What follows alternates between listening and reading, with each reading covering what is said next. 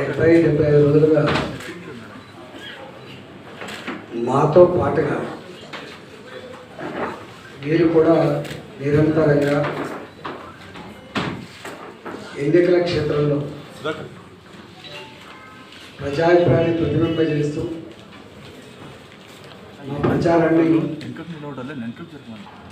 ప్రపంచానికి చాటి చెప్పడంలో మాకు స్ఫూర్తినివ్వడంలో మీరు తోడ్పాటు అందించారు. ఈ సందర్భంగా మీ అందరికీ మా పార్టీ పక్షాన అభినందన తెలియజేస్తా ఉన్నాం.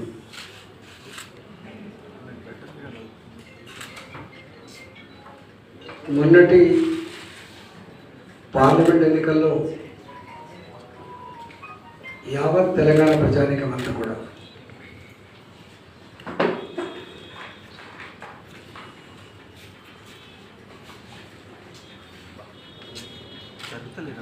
ముచ్చటగా మూడోసారి ప్రధానమంత్రి నరేంద్ర మోడీ గారే కావాలని కులాలతో పార్టీలతో జెండాలతో సంబంధం లేకుండా ప్రజలు భావించారు. తెలంగాణ రాష్ట్రంలో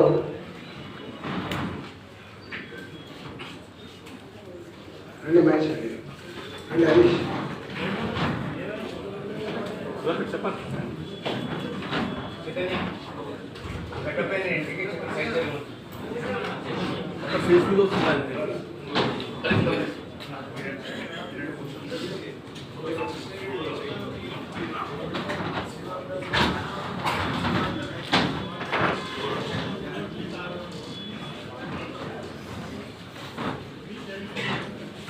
భారతీయ జనతా పార్టీ అభ్యర్థులని నిండు మనసుతో ఆశీర్వదించి గెలిపించినటువంటి తెలంగాణ ప్రజానికానికి శిరస్సు వచ్చి నమస్కరించి చెప్పే రెండు మాటలు ఏంటంటే, కేంద్రంలో మళ్ళీ అధికారంలో ఉండేది భారతీయ జనతా పార్టీ నరేంద్ర మోడీ గారే కాబట్టి దేశం సురక్షితంగా సుభిక్షంగా ప్రగతి పథంలో నడవాలన్నా, పేదలకు వెల్ఫేర్ యాక్టివిటీ ఫలాలు అందాలన్నా, దేశ ప్రజల ఆత్మగౌరవం ప్రపంచ చిత్రపటం మీద ఎగరాలన్నా మోడీ గారికే మా ఓటు.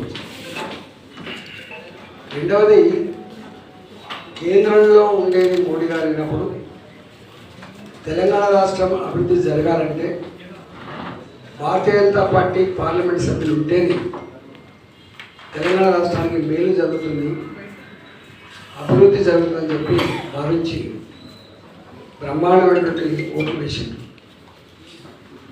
అసెంబ్లీ ఎన్నికల సందర్భంలో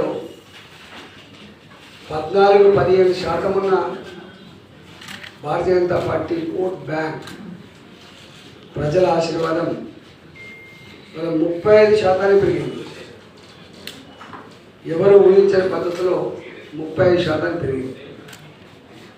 అదే అధికారంలో ఉన్నటువంటి పార్టీ మాత్రం ప్రభుత్వాన్ని చెలాయిస్తున్న, డబ్బునే నమ్ముకొని, ప్రలోభాన్ని నమ్ముకొని అధికార యంత్రాంగాన్ని దుర్వినియోగం చేసినప్పటికీ కూడా వాళ్ళకు మాత్రం మొన్నటి ఓటు బ్యాంక్ అనేది పెరగలేదు.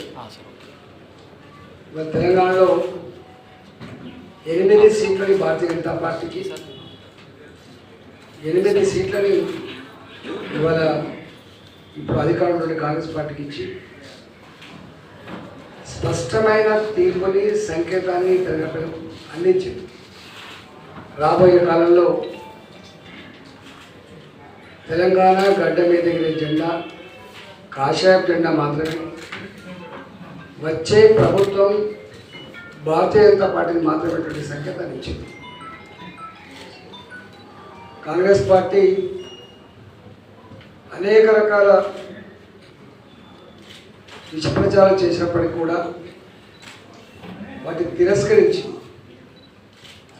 6 నెలల కాలంలోనే ప్రజల చేత చీకొట్టించుకుంటున్న ముఖ్యమంత్రిగా కీ ప్రభుత్వమైనటువంటి పద్ధతిలో ఇలా కాంగ్రెస్ పార్టీ తీర్పు ఇచ్చింది. మల్కాజ్గిరి నా సొంతం, ఇది నా సీట్ అని చెప్పే ప్రగల్భాల పేరులో ఆ మల్కాజ్గిరిలో మల్కాయి ప్రజానికి ఏం తీర్పిచ్చిందో చూసేది మేము. అది మహబూబ్ నగర్ నా పార్లమెంట్ గెలిపాయని చెప్పి అక్కడ కూడా ఎన్ని ప్రయత్నాలు చేయాలని చేశాను, అక్కడ కూడా తిరస్కరించాను.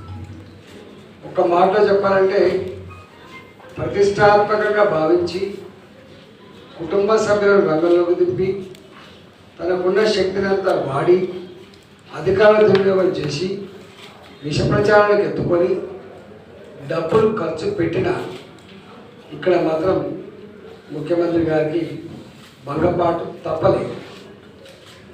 ఇవాళ నేను చాలాసార్లు చెప్తా ఉంటాం, ఎప్పుడు కూడా పార్లమెంటు ఈ అసెంబ్లీ ఇది మా జాగీర్ అనే పద్ధతిలో, ఈ రాష్ట్రం నా జాగీర్ అనే పద్ధతిలో ఏ పార్టీ చెప్పుకున్నా ఏ నాయకుడు చెప్పుకున్నా తప్పు. ఈ రాష్ట్రం కానీ నియోజకవర్గం కానీ పార్లమెంట్ పరిధి కానీ అది ఎన్నటికీ ప్రజల జాగీరు మాత్రమే. ప్రజలు అనుకుంటే గెలిపిస్తారు, లేకపోతే ఓడగొడతారు, వాళ్ళ చేతిలో ఉంటుంది తప్ప నాయకుడి చేతులను పార్టీ చేతులను లేకపోతే డబ్బు చేతిలో మధ్య చేతిలో ఉండదని మరోసారి ఇవాళ నిజంగా సంతోషకరమైనటువంటి వార్త ఏంటంటే గెలిచిన భారతీయ జనతా పార్టీ 8 మంది అభ్యర్థులు చాలా అనుభవం కలిగిన గెలిచింది. ఆదిలాబాద్ సంబంధించినటువంటి మా పార్లమెంట్ అభ్యర్థి మాజీ మంత్రిగా రాష్ట్రంలో పనిచేసింది. 2 సార్లు 3 సార్లు ఎమ్మెల్యే ఉన్నాడు, 2 సార్లు పార్లమెంట్ సభ్యుడు ఉండే. అంటే అపారమైన అనుభవం కలిగినటువంటి వ్యక్తి నగేష్ మాజీ మంత్రి గారు ఇవాళ ఆదిలాబాద్లో 1,00,000 ఓట్ల మేరతో గెలిచింది. ఆయన 99,900 అనుకుంటా 1,00,000 ఓట్ల మేరతో గెలిచింది. రెండవది నిజామాబాద్లో ధర్మపురి అరవింద్ రెండోసారి ఎంపీ, సిట్టింగ్ ఎంపీ, రెండోసారి ఎంపీగా వారు బ్రహ్మాండమైన విజయాలతో 1,20,000 విజయాలతో గెలిచారు. అట్లనే పక్క నుండి కరీంనగర్లో మా బండి సంజయ్ గారు 2,12,000 విజయాలతో గెలిచారు రెండోసారి. ఇటు పక్కకు వస్తే రఘునందన్ గారు మాజీ శాసనసభ్యుడిగా, గతంలో శాసనసభ్యుడిగా పార్లమెంట్ సభ్యులుగా పోటీ చేసిన అనుభవం ఉన్న వ్యక్తి, వారు కూడా 30,000 పైచి పోటీతో మెదకులో గెలిచారు. ఆయన కూడా కొత్త కాదు. అట్లే మల్కాజ్గిరికి వస్తే నా చరిత్ర మీకు తెలుసు, అక్కడ 3,91,650 ఓట్లతో అక్కడ గెలిచింది. ఇటు పక్క మా విశ్వేశ్వరరెడ్డి గారు చేవెళ్ళలో వారు కూడా రెండోసారి పార్లమెంట్ సభ్యుడే 1,70,75,000 మేరతో గెలిచింది అక్కడ. డికే అరుణ గారు కూడా గతంలో ఈ రాష్ట్రంలో మంత్రిగా 3 సార్లు ఎమ్మెల్యేగా ఇవాళ మళ్ళీ వారు పార్లమెంట్ సభ్యులుగా దాదాపు 3,840 మేరతో వారు గెలిచింది. అంటే 8 మంది శాసనసభ్యులైతే గెలిచింటారు. కిషన్ రెడ్డి గారు వారైతే 3 సార్లు ఎమ్మెల్యేగా ఉంటారు. అదేవిధంగా 2 సార్లు ఎంపీగా మంత్రిగా పనిచేస్తున్నారు. వారు 8 మందికి 8 మంది వీళ్ళందరూ కూడా అపారమైనటువంటి అనుభవం ఉన్న వాళ్ళు. ఈ సందర్భంగానే తెలంగాణ ప్రజానికానికి వినమ్రంగా చేసే విజ్ఞప్తి ఏంటంటే, మేమందరం కొత్తగా ఎన్నికైనటువంటి పార్లమెంట్ సభ్యులం, ప్రజాప్రతినిధులు కాదు. ప్రజాక్షేత్రంలో ప్రజల సమస్యల మీద కొట్లాడిన వాళ్ళం, శాసనసభకో లేదా పార్లమెంటుకో లేదా మంత్రులుగా పనిచేసిన వాళ్ళం. కాబట్టి తెలంగాణ రాష్ట్ర ప్రయోజనాలను, తెలంగాణ ప్రజల అవసరాలు దృష్టిలో పెట్టుకోండి. కేంద్ర ప్రభుత్వం దగ్గర ఏ అవకాశం ఉన్నా కూడా జారి విడుచుకోకుండా ఈ రాష్ట్ర అవసరాలు తీర్చడమే, రాష్ట్ర పురోగమనంలో అభివృద్ధిలో భాగం పంచుకోవడమే ఎన్నికైన భారతీయ జనతా పార్టీ ఎంపీల యొక్క కర్తవ్యంగా మేము భావిస్తాం. మేము ఊళ్ళు తిరుగుతున్నప్పుడు మాకు వచ్చిన రిప్రజెంటేషన్ ఏమవుతుందో దాన్ని తప్పకుండా కడిగనే చేసుకుంటాం. రాష్ట్ర ప్రభుత్వ పరంగా చేయాల్సినటువంటి ఏంటి, కేంద్ర ప్రభుత్వ పరిధిలో కేంద్ర ప్రభుత్వ అనుదానంతో చేసేటువంటి పనులను తప్పకుండా డిమార్కెట్ చేసుకొని ఒకటి కేంద్ర ప్రభుత్వ పరంగా నేరుగా తెచ్చుకొని డెవలప్ చేసుకుంటాం. రెండోది రాష్ట్ర ప్రభుత్వానికి తప్పకుండా ప్రజల పనులు కాబట్టి ప్రజల అవసరాలు కాబట్టి ప్రజాప్రతినిధులు ఎన్నుకోవడం కాబట్టి డెఫినెట్గా రాష్ట్ర ప్రభుత్వ బాధ్యత కూడా నిర్వర్తించడంలో ఏమైనా విఫలమైతే వాళ్ళ వెంటపడి ఆ పని చేసే ప్రయత్నం కూడా చేస్తాం. మూడవది ఇవాళ తెలంగాణ రాష్ట్రంలో మొన్న ఏర్పడ్డ ప్రభుత్వం రేవంత్ రెడ్డి ప్రభుత్వం అనేక హామీలు ఇచ్చింది. ఇవాళ నేను ప్రతిపక్షంలో ఉన్నాను, బాధ్యత కలిగిన ప్రతిపక్ష పార్టీ హోదా వచ్చింది మాట. కాబట్టి దాదాపు 8 మంది పార్లమెంట్ సభ్యులం అంటే 30% ఓట్లు అంటే మేము మాకు పెద్ద రెస్పాన్సిబిలిటీ వచ్చింది. కాబట్టి రేవంత్ రెడ్డి గారి ప్రభుత్వం ఏ హామీలు అయితే ఆనాడు మేనిఫెస్టో రాసిందో ప్రజాక్షేత్రంలో చెప్పబడ్డావో 6 నెలలు గడిచిపోయింది. ఒక ఆర్టీసీ బస్సులలో ఉచిత ప్రయాణం తప్ప ఏ ఒక్క సమస్య కూడా పరిష్కారం చేయలేదు. కాబట్టి నా తెలంగాణ మహిళలకి నెలకు గౌరవ వృద్ధి కింద 2500 రూపాయలు కావచ్చు, పేదలకు ఇల్లు కట్టించే డబుల్ బెడ్రూమ్ కట్టించే కార్యక్రమం కావచ్చు, మా నిరుద్యోగ యువతకి 4000 రూపాయల వృత్తి కావచ్చు, చదువుకున్న ఆడపిల్లలకి స్కూటీలు కావచ్చు, నా రైతాంగానికి 2 లక్షల రూపాయల రుణాలు కావచ్చు, రైతులు పండించిన పంటకు 500 రూపాయల వాళ్ళకి బోనస్ కావచ్చు, ఇవాళ కళ్యాణలక్ష్మి 1,00,000 రూపాయలతో పాటుగా తులం బంగారం ఇచ్చే కార్యక్రమం కావచ్చు, కొత్త వాళ్ళకు పెన్షన్లు కావచ్చు, పెన్షన్ 2,000 నుంచి 4,000 రూపాయలు పెంచేది కావచ్చు, సకలాంగులకు 4,000 రూపాయల పెన్షన్ ఇచ్చాలి, 6,000 రూపాయల పెన్షన్ కావచ్చు. ఇట్లా 6 గ్యారెంటీల పేరిట 66 హామీల పేరిట 420 రకాల పనులు చేస్తామని చెప్పి హామీ ఇచ్చింది. కాబట్టి ప్రజల మధ్యలో ప్రజాక్షేత్రంలో ఈ సమస్య ఈ హామీలను కూడా అమలు కోసం ప్రజలతో పాటుగా ఇవాళ ప్రభుత్వం మీద ఒత్తిడి తెస్తాం, అవసరాన్ని పోరాటం చేస్తాం. ఆ సమస్యల పరిష్కారం కూడా మేము ఉంటామని చెప్పి ప్రజలకు హామీ ఇస్తాము. మీకు తెలుసు, భారతీయ జనతా పార్టీ అన్నిత్యం ప్రజలలో ఉండి ప్రజల సమస్యలుగా పోరాటం చేసే పార్టీ. కాబట్టి ఇవాళ ఇంతమంది ఎంపీలు గెలిపించినప్పుడు డెఫినెట్గా ఇవాళ ఆ కార్యక్రమాన్ని కూడా పూర్తి చేస్తామని చెప్పి మనం చేస్తాం. మూడవది, ఈ దేశంలో మొదటి నుంచి కూడా 1952 మొట్టమొదటి సార్వత్రిక ఎన్నికలు జరిగినప్పుడు జరిగి ఇప్పటి వరకు ఒక జవహర్లాల్ నెహ్రూ తప్ప ఎవరు కూడా మూడవసారి ఎన్నిక కాలేదు. ఇవాళ మళ్ళీ ఆ ఘనత నరేంద్ర మోడీ గారికి మాత్రమే దక్కింది. ఆనాడేమో ఈ దేశంలో పెద్ద పార్టీలు లేవు, స్వతంత్రాన్ని తెచ్చిన పార్టీగా ఛాంపియన్ పొంది ఇవాళ ఆ లెగసీలో భాగంగా కాంగ్రెస్ పార్టీకి నెహ్రూ గారు 1952, 57, 62 మూడోసారి కూడా వారు ఎన్నికయ్యారు.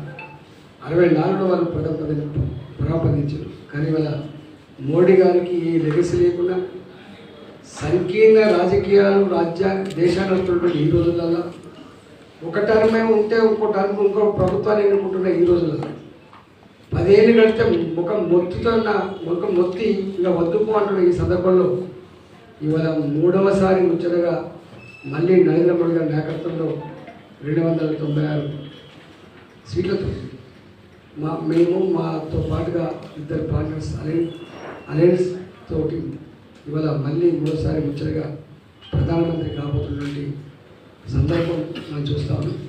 కాబట్టి ఇలా తెలంగాణ ప్రజానీకానికి ఏ నమ్మకం ఏ విశ్వాసం మా మీద పెట్టుకున్నారో ఆ విశ్వాసాన్ని ఆ నమ్మకాన్ని ఎక్కడ కూడా మమ్ము చేయకుండా అనునిత్యం మీకు అందుబాటులో ఉంది. మాకు ఇచ్చినటువంటి ఈ పదవిని అలంకారం కోసం కాకుండా నోట్లో నాలుకలాగా ఉంది మీతో ఉండి మీ సమస్యల పరిష్కారంలో మమ్మల్ని ఎన్నుకుంటున్న నియోజకవర్గాల అభివృద్ధిలో తెలంగాణ రాష్ట్ర అభివృద్ధిలో మేమందరం కలిసికట్టుగా భాగం పంచుకుంటాం, మీతో మంచి పేరు తెచ్చుకుంటామని చెప్పి ఈ సందర్భంగా మనం చేస్తూ నమస్కారం. మోడీ 400 పార్ అని చెప్పారు, 400 పార్ రాలేదు. మోడీకి గ్యారంటీకి వారంటీ లేకుండా అయిపోయింది. మోడీ ప్రధానమంత్రిగా కొనసాగే అర్హత లేదంటున్నాడు రేవంత్ రెడ్డి. Sir, Udala కూడా షూరిటీస్ ఇచ్చేసింది. What about that, sir? You're talking about Revanth Reddy's promises. రెండు విషయాలు. అప్కి బార్ 400 పార్, ఫిరేక్ బార్ మోడీ సర్కార్. ఈ రెండు నినాదాలు ఇచ్చింది భారతీయ జనతా పార్టీ కాదు, మా నాయకుడు కాదు. ఈ నినాదం ఇచ్చింది 10 సంవత్సరాలుగా నరేంద్ర మోడీ గారి పరిపాలన చూసిన తర్వాత నచ్చి మెచ్చి ప్రజలు ఇచ్చినటువంటి నినాదం అది, ప్రజలు ఇచ్చిన నినాదం అది. అయినా ఈ దేశంలో మళ్ళీ అధికారం రావాలంటే 272 సీట్లు కావాలి. మ్యాజిక్ 272, ఇవాళ 296. ఇవాళ మీరు చూస్తున్నగా పక్క రాష్ట్రాల్లో 5 ఏళ్ళకి ఆగమైపోయింది. అంతకుముందు మన్మోహన్ సింగ్ గారు కూడా 10 ఏళ్ళు పాలించారు, మళ్ళా దెబ్బ కొడితే ఇప్పుడు లేవలేదు. మూడు దాకా పాలించిన ఈ రాష్ట్రంలో పాలించిన కేసీఆర్ గారు కూడా 10 ఏళ్ళకి ఏమైందో మీరు చూసారు. కానీ మోడీ గారు మాత్రం ముచ్చటగా మూడోసారి మాకు కావాలని చెప్పి ఎన్నుకున్నారు. Sir, what సార్ about మీరేమో సార్ security, ప్రజా ఆశీర్వాదంతో మాకు ఓట్లు పెరిగాయని చెప్పేస్తున్నారు. కానీ కాంగ్రెస్ పార్టీ ఏమంటుందంటే టీఆర్ఎస్ పార్టీ ఆత్మ బలిదానం చేసి అవయవదానం చేసి బీజేపీని గెలిపించింది, అందుకోసం ఆ బీజేపీ గెలిచిన ఎంపీ 7 చోట్ల డిపాజిట్ కోల్పోయిందని ఆయన తీవ్రమైన ఆరోపణ చేశారు. ఒక మాట చెప్పన్నా, నాకు తెలిసి ఖమ్మం, మహబూబాద్ ఈ 2 జాగాలు తప్ప మిగతా అన్ని జాగాలలో గెలిచినాం లేదా మేము సెకండ్ ప్లేస్లో ఉన్నాం. ఒకటి ఇలా గట్లంటే కాంగ్రెస్ పార్టీ బలంతో గెలవలేదు. వీళ్ళ పథకాల వలనో, వీళ్ళ వ్యూహాల వలనో, వీళ్ళ గొప్పతనం వలనో వీళ్ళు నచ్చి ఓటు వేయలేదు. కేసీఆర్ గారు